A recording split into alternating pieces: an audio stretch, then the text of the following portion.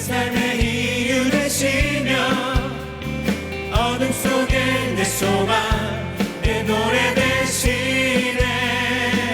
주님이 주신 기쁨 날이 갈수록 커져가리라.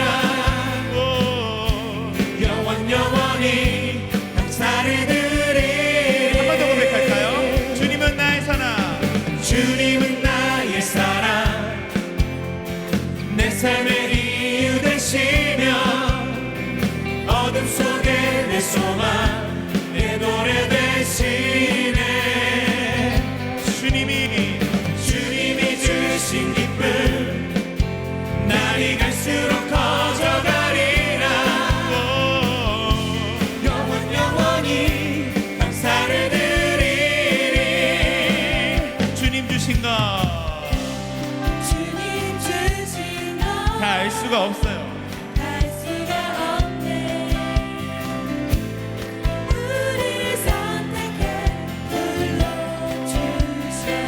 아멘. 보좌로부터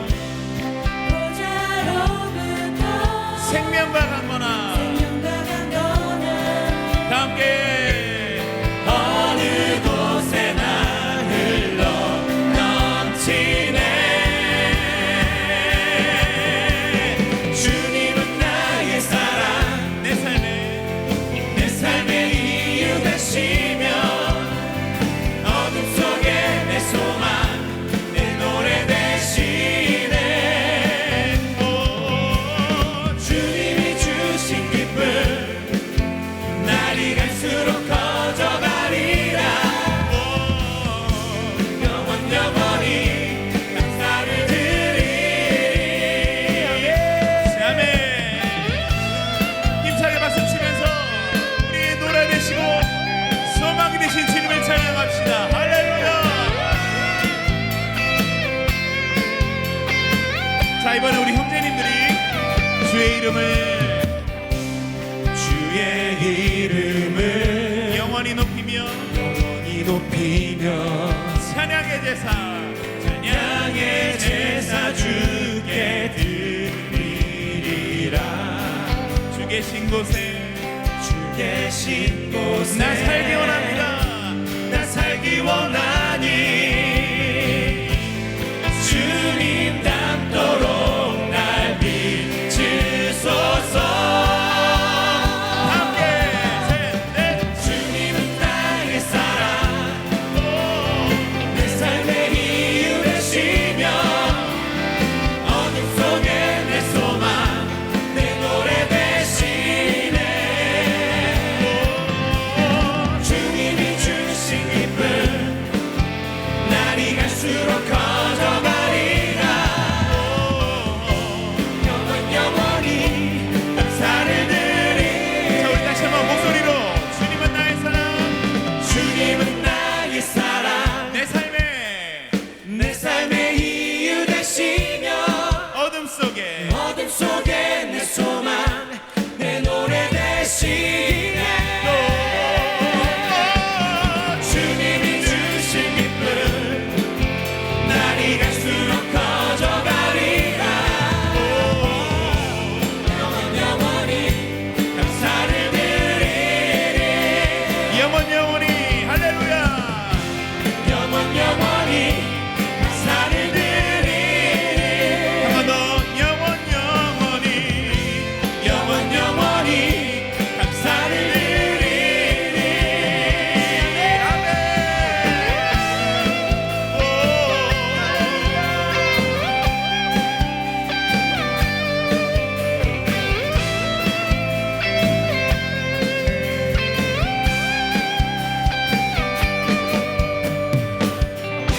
할렐루야. 우리 모든 것 되신 주님 앞에 감사와 영광의 박수를 함께 올려드리겠습니다. 우리 옆 사람에게 서로 고백할까요? 주님이 당신의 모든 것 되십니다. 아멘.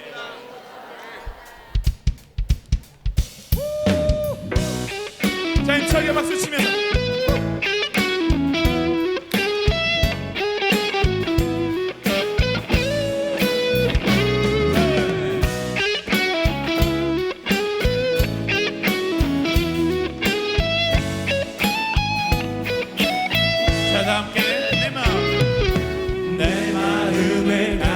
채운 주 향한 찬양과 사랑 어떻게 표현할 수 있나. 수많은 찬양들로 그만 표현할 수 없어 다시 고백합니다. 자, 한 번 더 고백해 볼까요? 내 마음을 가득 채운 주 향한 찬양과 사랑 어떻게 표현할 수 있나. 수많은 찬양들로 그만 표현할 수 없어 다시 고백합니다. 아멘. 주 사랑해요 온맘 다하여 말로 다 할 수 없어. 오 주 사랑해요 찬양 받아 주소서. 수많은 멜로디와 찬양들을 드렸지만 다시 고백하기 원하네. 주님은 나의 사랑 삶의 중심 되시오 주를 찬양하. 자, 한 번 더 믿음으로 고백해 볼까요? 수많은 멜로디와 찬양들을 드렸지만 다시 고백하기 원하네. 주님은 나의 사랑 삶의 중심 되시오 주를 찬양하네. 함께 한식으로 주 사랑해요. 주 사랑해요 온맘 다하여 말로 다 할 수 없어. 오 주 사랑해요 찬양 받아 주소서. 한 번 더 주 사랑해요. 주 사랑해요 온맘 다하여 말로 말로 다 할 수 없어. 오 주 사랑해요 찬양 받아 주소서. 함께 박수 치면서 네.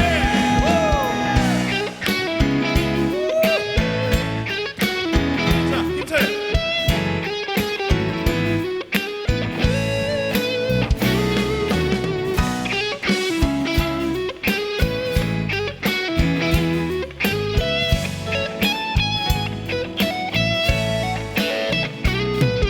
할렐루야.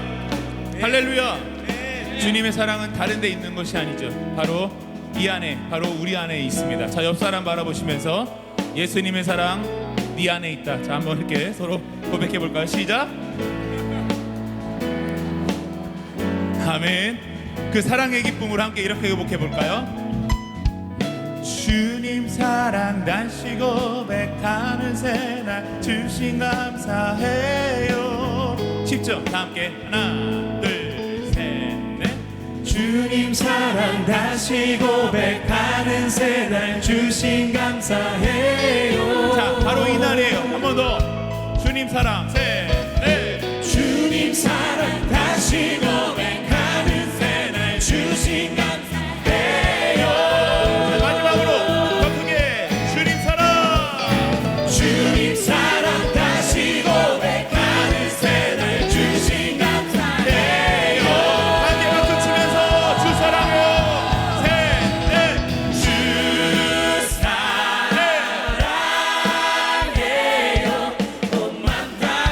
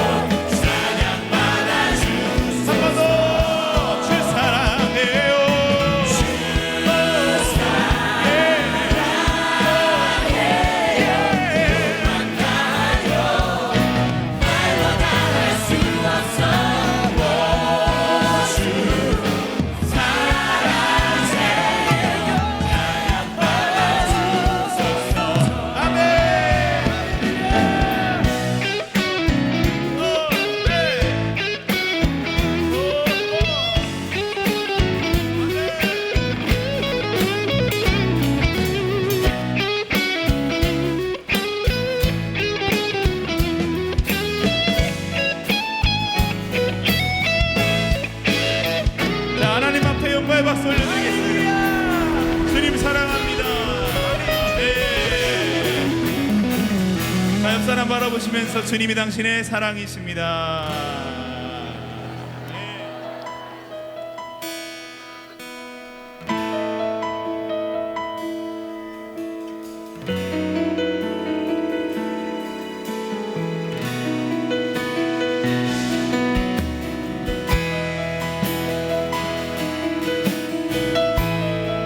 주님과 함께하는 것이 우리의 기쁨입니다. 여러분 믿으십니까?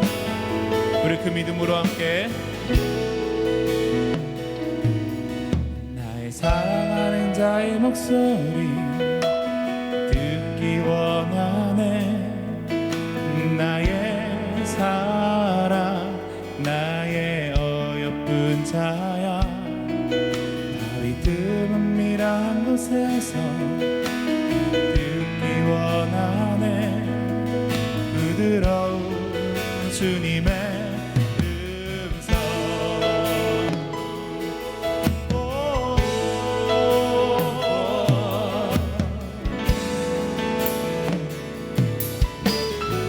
자, 다 함께 나의 사랑하는 자의 목소리 듣기 원하네. 나의 사랑 나의 어여쁜 자야. 바위 틈은 미란 곳에서 듣기 원하네. 부드러운 자, 우리 다시 한번 그 아가서의 말씀을 기억하시면서 나의 사랑하는 자의 목소리 나의 사랑하는 자의 목소리 듣기 원하네. 나의 사랑 나의 어여쁜 자야. 바위 틈은 미란 곳에서 듣기 원하네. 듣기 원하네. 부드러운 주님의 함께 나의 사랑 나의 사랑 나의 사랑 나의 어여쁜 자야. 일어나 함께 가자. 나의 사랑 나의 사랑 나의 어여쁜 자야. 일어나 함께 한 번 더 나의 사랑 나의 사랑 나의 사랑 나의 어여쁜 자야. 일어나 함께 가자. 나의 사랑 나의 사랑 나의 어여쁜 자야. 자, 우리에게 주신 그 주님의 말씀을 기억하시면서 오른손을 높이 들고 목소리 높여서 나의 사랑 나의 사랑 나의 사랑 예 어여쁜 자야. 일어나 함께 가자. 나의 사랑 나의 사랑 나의 어여쁜 자야. 일어나 함께 한번 더 고백합시다. 나의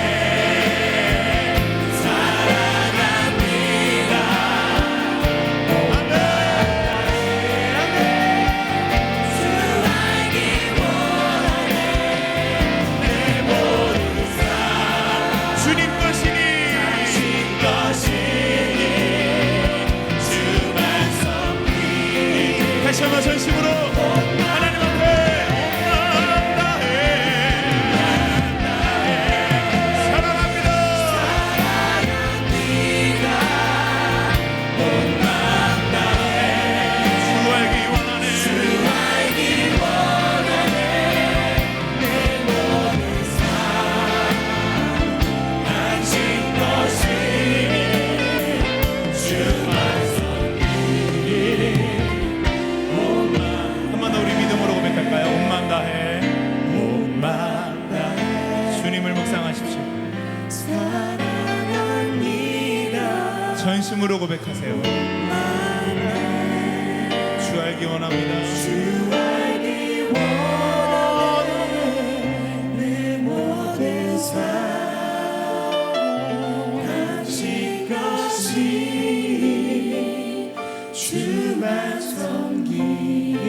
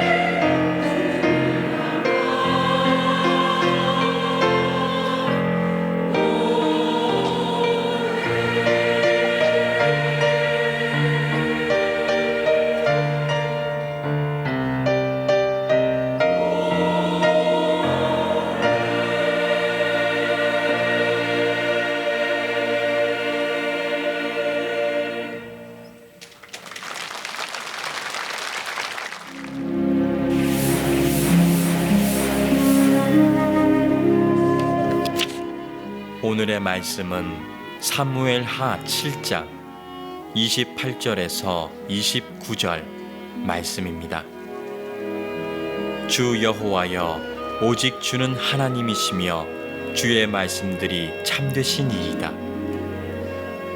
주께서 이 좋은 것을 주의 종에게 말씀하셨사오니 이제 청하건대 종의 집에 복을 주사 주 앞에 영원히 있게 하옵소서.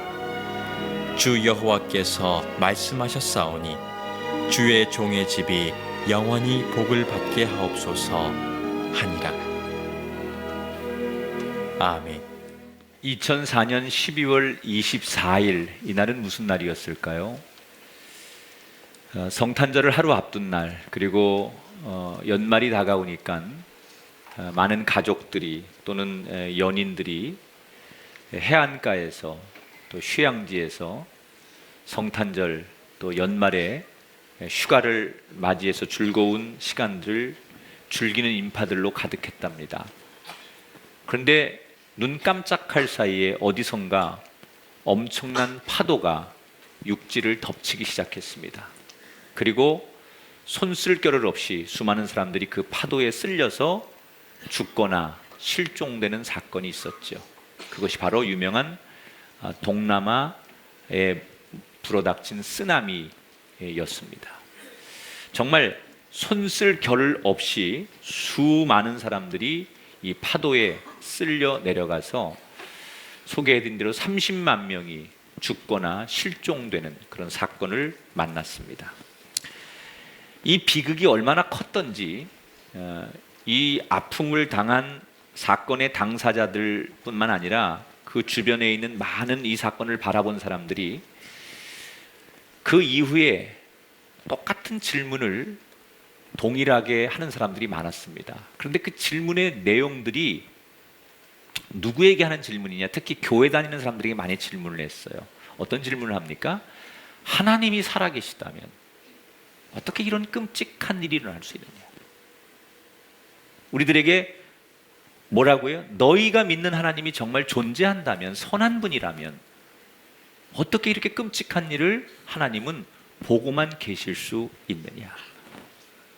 이런 질문을 수많은 사람들이 기독교인들을 향해 하지요. 이 쓰나미만이 아니라 우리 주변에 일어나는 크고 작은 여러 가지 일들 때문에 사람들이 우리에게 곧잘 공격적으로 던지는 질문 가운데 하나가 하나님이 살아계신다면, 선한 분이라면 어떻게 이런 악과 고통이 존재할 수 있느냐라는 이 질문을 계속 던져요. 사실 이 질문에 대해서는 제가 이미 설교를 몇 번 했습니다. 하나님께 길을 묻다라는 책에도 이 내용에 대해서 글을 썼고, 또 저 말고도 많은 목사님들이 이 문제에 대한 답을 계속 하셨기 때문에 오늘 제가 그 주제에 대한 설교를 하려고 하는 건 아니고, 이런 그 공격적인 질문들을 이렇게 받다가 이분들의 이야기를 이렇게 종합해 보면 한 가지 흥미로운 점을 우리가 발견하게 되는데, 그게 뭐냐? 많은 사람들이 꼭 문제가 생기면 하나님을 탓한다는 거예요. 어려운 일이 생기고 아주 힘든 일을 만나면 이게 원인이 하나님께 있는 것처럼 하나님은 뭐 하시는 겁니까? 어떻게 하나님은 이런 일을 그렇게 방관하실 수 있습니까? 이렇게 원인을 하나님 앞에 돌리는 질문을 참 많이 해요. 자, 여러분 생각해 보세요. 이 질문은 대단히 모순이 있는 질문이고 편파적인 질문이에요. 왜? 사람이 좋은 일이 있을 때는 이게 하나님이 주시는 거라고 말하지 않아요, 일반인들이. 좋은 일이 있을 때는 하나님을 탓하지 않아요. 그냥 내가 잘해서 우리가 누리는 이 복은 당연한 거라고 생각해요. 유독 악이 존재하거나 고통이 존재할 때만 사람들은 왜 하나님은 침묵하시느냐? 왜 하나님은 이런 일을 그냥 묵묵히 지켜만 보시느냐? 좋은 일은 하나님 앞에 내놓지 않고 유독 나쁜 일만 하나님 탓으로 질문을 던진다는 거예요. 여러분, 이 질문 속에는 모순이 있는 거 아니에요? 편파적인 질문이 있죠. 만약에 모든 것을 하나님이 주관한다라고 하면 나쁜 문제에 대해서도 하나님 앞에 그렇게 물을 수 있다면 좋은 일이 있을 때도 하나님 앞에 이건 하나님이 주신 복입니다, 이렇게 말할 수 있어야 되는데, 자기들 편리할 때만 하나님을 들먹이며 질문을 던지니까 이 질문은 모순이 있다는 거예요. 그럼 왜 그럴까, 인간들은? 이게 예수 안 믿는 사람만이 아니라 예수 믿는 사람도 그래요. 왜 그렇죠? 우리 안에 죄라는 게 있는데 이 죄성의 본질이 그래요. 나쁜 것은 자꾸 들춰내려고 하면서 좋은 것은 감추려고 하는 게 죄성이에요. 사람이 축복을 받고 좋은 시절이 오면 하나님을 잊어버려요. 죄인은. 그런데 어려운 일이 생기면 또 하나님을 찾지요. 그러다가 다시 어려운 일이 해결되고 평안이 찾아오면 그만큼 하나님을 잊어버리는 죄성을 인간들이 가지고 있다는 거예요. 여러분, 건강할 때는 하나님 앞에 감사하지 않아요? 많은 분들이. 그런데 어쩌다가 건강검진을 받다가 아니면 자기 몸에 질병을 발견해서 큰 그 질병과 사투를 벌이고 싸울 때 사람들이 절박하게 하나님을 찾습니다. 만약에 여러분 그분이 건강할 때도 하나님을 찾았다면 얼마나 좋았을까요? 하나님, 나에게 오늘 이렇게 질병 없이 암 없이 1년을 살고 이렇게 한 달을 살게 해주신 것 너무 감사합니다. 이게 하나님의 은혜입니다. 난 이것만으로도 감사합니다. 이렇게 말할 수 있다면 얼마나 좋을까요? 그런데 건강할 때는 하나님을 찾지 않다가 질병이 오거나 어려움이 올 때만 절실하게 하나님 앞에 매달리는 것, 이게 인간의 속성이라는 거예요. 자, 그런데 오늘 사무엘하 7장에서 우리가 만나는 다윗은 적어도 인간이 가지고 있는 이 문제를 극복해 보려고 노력했던 사람이에요. 우리와 조금 다른 사람이었어요. 자, 오늘 성경 1절에 보니까 다윗이 어떤 시대를 만나고 있느냐, 여호와께서 주위의 모든 원수를 다 무찔러 주사 왕으로 궁에 평안히 살게 하신 그때였다. 그러니까 지금 다윗은 자기 인생에 있어서 가장 전성기를 누리고 있고 가장 평안하고 행복한 때를 만났다는 거예요. 이제 다윗은 사울에게 더 이상 쫓겨다닐 필요 없이 왕이 됐잖아요. 처음에는 7년 반만 반쪽짜리 왕이 됐지만 이스라엘을 다 통일한 왕이 됐어요. 사울 왕도 자기가 죽인 게 아니에요. 자기가 싸워서 왕이 된 게 아니잖아요. 사울은 저절로 전쟁에 가서 죽어서 스스로 자기가 없어진 거고 다윗은 자연스럽게 왕이 된 거예요. 그리고 400년 동안 누구도 침범하지 못한 난공불락으로 여겨졌던 예루살렘을 하나님께서 다윗으로 하여금 빼앗게 하셔서 수도를 예루살렘으로 옮기고 꿈에 그리던 언약궤를 예루살렘으로 모셔올 수 있게 됐어요. 그리고 경제적으로 또 군사적으로 정치적으로 모든 것들이 뜻하는 대로 다 되어가고 있었다는 얘기예요. 그러다가 이렇게 태평성대를 누리는 다윗의 마음속에 거룩한 부담이 하나 생겼어요. 그게 뭐냐? 이 모든 것이 하나님이 주신 은혜인데 이 생각을 한 거예요, 다윗이.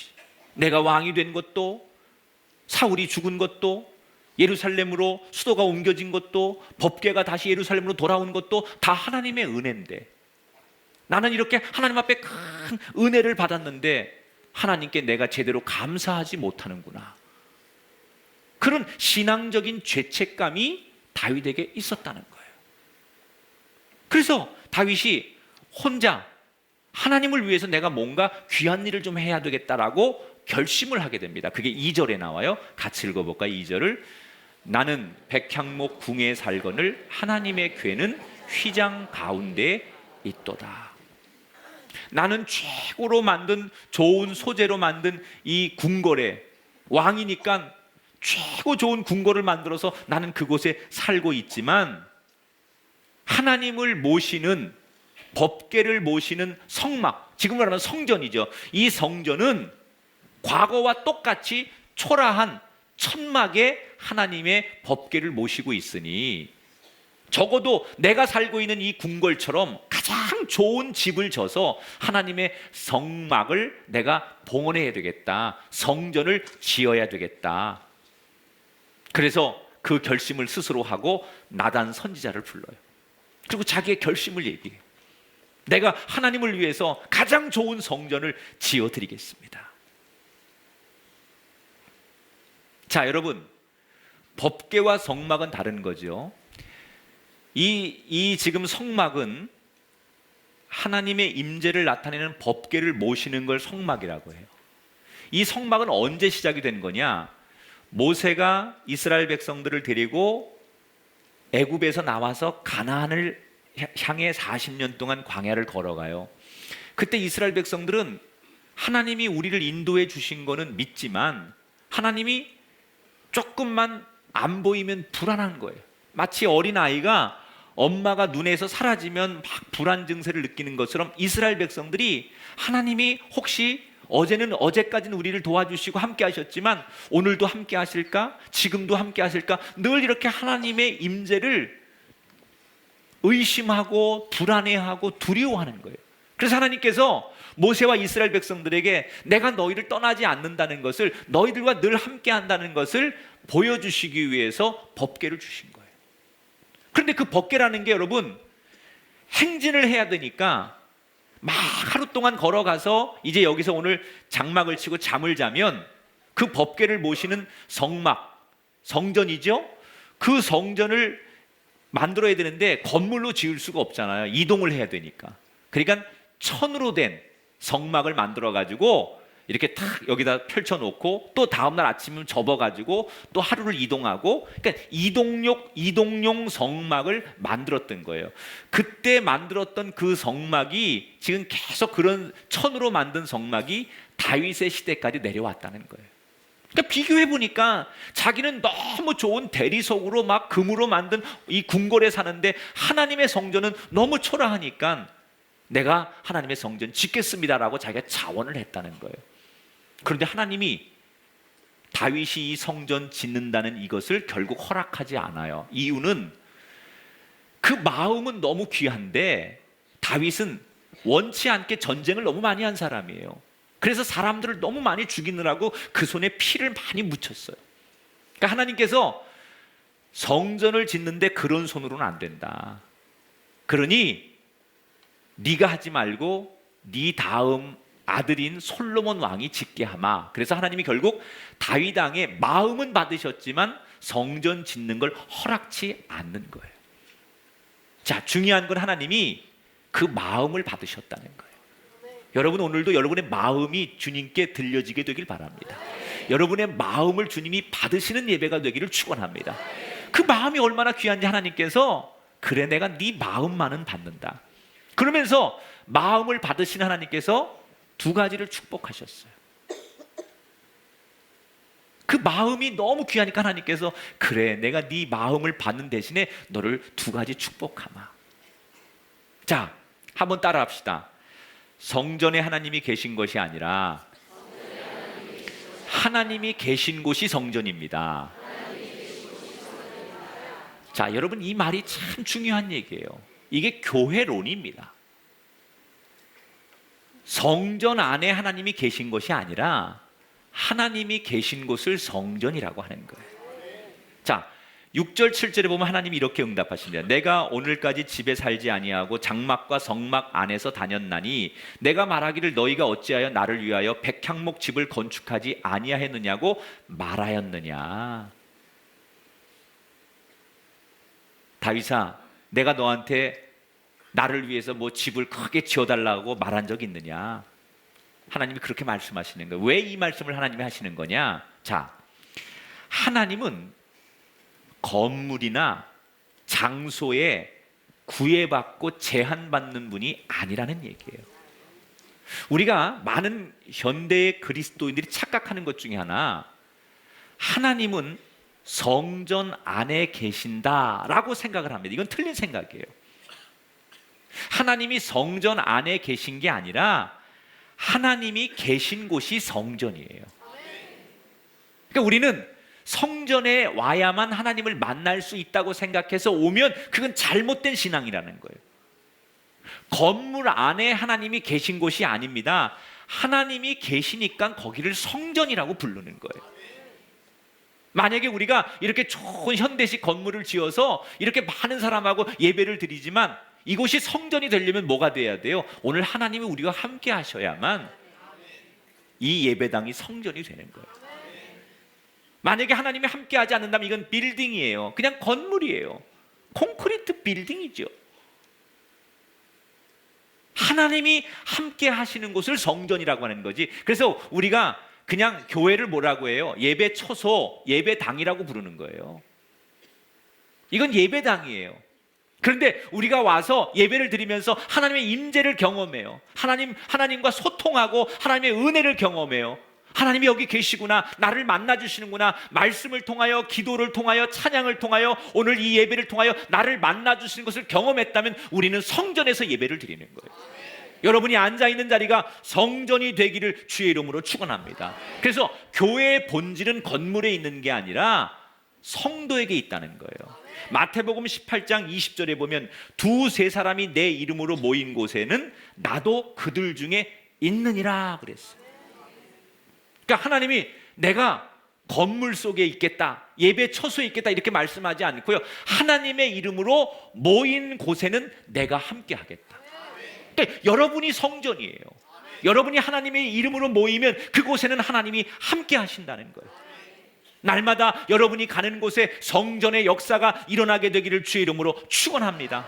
우리 교회가 하나님이 거하시는 성전이 될 수 있도록 우리가 마음과 뜻을 다하여 하나님을 만나기를 주의 이름으로 축원합니다. 자, 그러면 하나님이 계신 곳이 성전이라면 이 세상 어디나 성전이 될 수 있다는 얘기예요. 만약에 천막교회에서 예배를 드리고 있어요. 천막에서 우리가 모이고 있어요. 환경이 어려워서. 그런데 그 천막에 하나님이 거하시면 그 천막이 성전이 되는 거예요. 여러분의 그 작은 집, 월세방, 지하방, 아니 옥탑방, 몇 평 안 되는 작은 집, 그래서 식구들이 막 얼기설기 불편하게 사는 그 작은 집도 하나님이 거하시면 여러분의 그 작은 집도 성전이 될 수 있다는 거예요.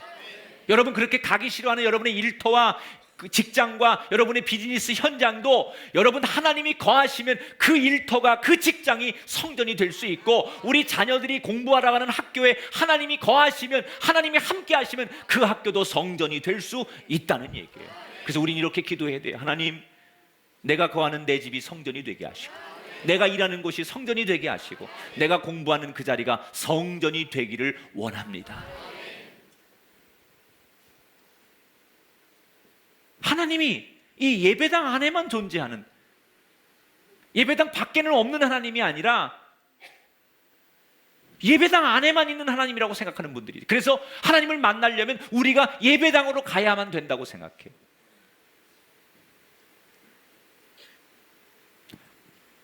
여러분이 하나님으로 있는 그곳이 다 성전이 될 수 있기를 축복합니다. 자, 하나님이 그 마음을 받으시고 성전에 대한 개념을 다윗에게 주시면서 축복하시는 거예요. 뭘 축복하시느냐? 따라합시다. 임마누엘의 축복. 내가 너와 함께 하겠다는 거예요. 여러분, 최고의 축복이 뭘까요?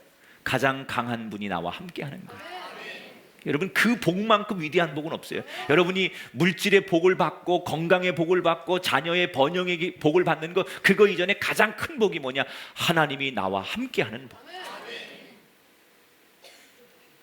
우리가 지금 이 다루고 있는 사무엘하 7장은요, 이스라엘 역사에, 인류 역사에 굉장히 중요한 의미를 담고 있는 문서예요. 여러분, 세계 역사에 아주 똑같은 종이 한 장의 문서지만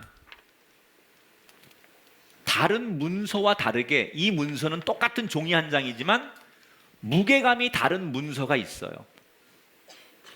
예를 들자면 영국의 마그나 카르타라고 하는 대헌정의 문서가 있어요. 이 마그나 카르타는 영국이 민주주의를 만드는 기초가 되는 문서예요. 이전까지는, 이 문서가 나오기 전까지는 영국에서 왕이 법이에요. 왕이 말하면 그게 법이고, 왕이 생각하면 그게 법이에요. 그래서 왕이 마음대로 말하고 마음대로 행동하면 그게 다 법인 거예요. 근데 이 마그나 카르타라고 하는 이 대헌정을 만들면서 뭘 약속하느냐? 아무리 왕일지라도 마음대로 하면 안 된다. 법에 의해서 왕도 그 법에 의해서 행동하고 생각하고 법을 따라야 된다. 왕의 권리를 제한하는 문서가 이 마그나 카르타라는 대헌장이었어요. 그래서 영국이 민주주의가 시작되는 거예요. 이 문서 하나 때문에. 여러분, 이웃나라 프랑스는 민주주의를 위해서 이런 문서가 없었기 때문에 뭘 해요? 프랑스 대혁명이 일어나잖아요. 그래서 수많은 사람이 피를 흘리고 죽어요. 똑같은 민주주의지만 프랑스는 대혁명을 통해서 민주주의를 얻었는데 영국은 이 대헌정이라는 문서 하나 때문에 민주주의를 가져왔다는 거예요. 또 미국의 독립선언서도 비슷해요. 미국은 영국의 식민지였어요. 그런데 어느 날 독립선언서 한 장을 발표했어요. 우리 영국의 압제와 지배로부터 독립하겠다라고 선언을 한 거예요. 그리고 지금 이 문서는 미국의 국회의사당에 전시되어 있고 이 문서에서부터 미국의 정치 역사가 시작된 거라고 보면 돼요. 그러니까 미국의 모든 복잡한 정치가 이 독립선언서 하나에 의해서 만들어지는 거예요. 사무엘 하의 이 7장의 말씀은요, 여러분 그런 의미하고 똑같은 거예요. 영국의 대헌정과 미국의 독립선언서와 같은 무게를 가지고 있는 게 바로 이 말씀이다. 왜? 오늘 이 말씀 속에 하나님이 다윗에게 그 귀한 마음을 받으시고 다윗에게 하나님께서 약속을 하세요. 이걸 우리가 뭐라고 하냐? 따라합시다. 다윗의 언약. 유명한 얘기죠, 여러분. 맨날 여러분 무슨 성경에 또 어디 문구에 책에 보면 목사님들이 다윗의 언약, 다윗의 언약 이런 얘기 많이 들으셨죠? 그렇다고 고개를 좀 끄덕거려 주세요. 이 놀라운 얘기가 여기서 나온 거예요. 다윗의 언약.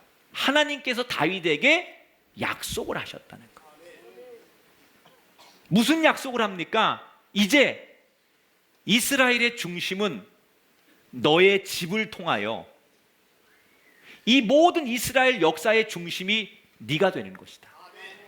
그리고 네가 중심이기 때문에 내가 보낼 이 땅의 구원자 메시아가 너의 다윗의 가문을 통해서 이 땅에 태어나게 될 것이다 라는 놀라운 약속을 하나님께서 이때 다윗에게 하시는 거예요.